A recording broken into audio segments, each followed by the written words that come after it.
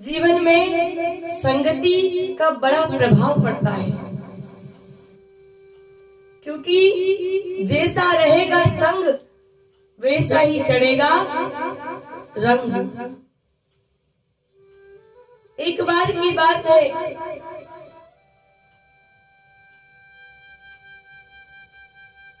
दो तोते के शुक बालक थे। जब वो थोड़े से बड़े हुए तो उनकी माता ने कहा, आप स्वयं भोजन की तलाश में तुम्हें जाना है। दोनों शुक बालक निकले और एक बहेलिये के जाल में उलझ गए। बहेलिये ने सोचा, अब इन दोनों का मैं क्या करूं।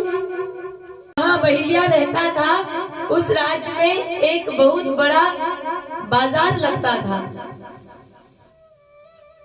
उस बाजार की ये नियमावली में नियम था कि जिस वस्तु का विक्रय रात्रि तक नहीं होगा, उस वस्तु को वहां के जो राजा है वो खरीद लेंगे। वो उसका मूल्य चुकाकर उसका क्रय कर लेंगे। रात्रि तक उन दोनों शुक बालकों को किसी ने क्रय नहीं किया। तो जैसा नियम है उसी प्रकार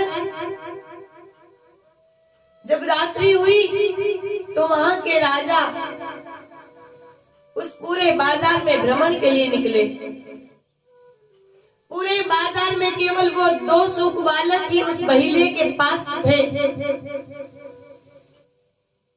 राजा ने पूछा, इन दोनों का विक्रय मूल्य क्या है।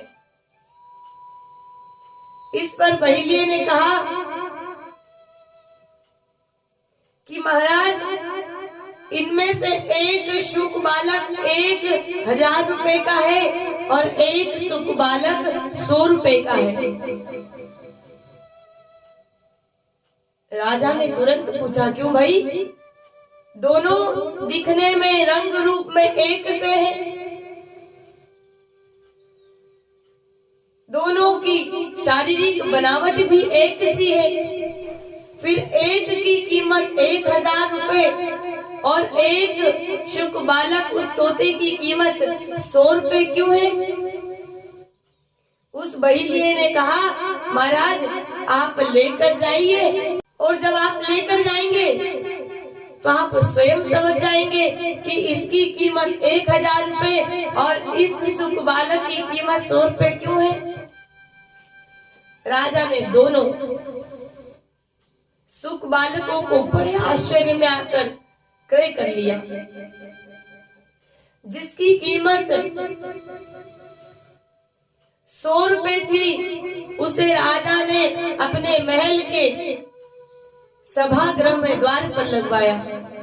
एक पिंजरे में उस शुक बालक को रखवाकर वो पिंजरा राजा ने अपने द्वार पर लगाया। और जिस शुक बालक, जिस तोते की कीमत 1000 रुपए थी, उसे राजा ने अपने कक्ष में लगाया। दूसरे ही दिन सुबह सुबह प्रातः ब्रह्म मुहूर्त में जो 1000 रुपए का शुक बालक था, वो तोता जोर जोर से जय श्री राम, जय श्री राम, राजन उठ जाइए, राजन इस बेला में आपका सोना ठीक नहीं है। अरे आप तो इस प्रजा के पालक हैं, प्रजा पालन करते हैं।